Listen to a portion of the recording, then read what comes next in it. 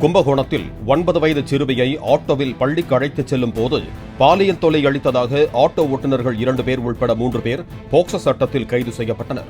சிறுமிக்கு உடல்நலம் பாதிக்கப்பட்டதால் அது குறித்து விசாரித்த போது பாலியல் தொல்லை அளிக்கப்பட்டது தெரியவந்ததால் போலீசில் புகார் அளிக்கப்பட்டது.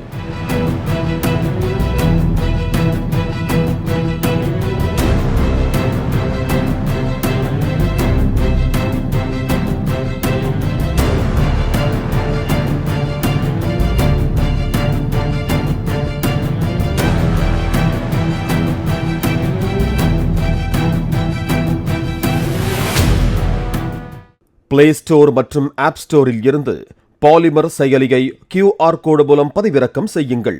செய்திகளை உடனுக்குடன் பெறுங்கள்.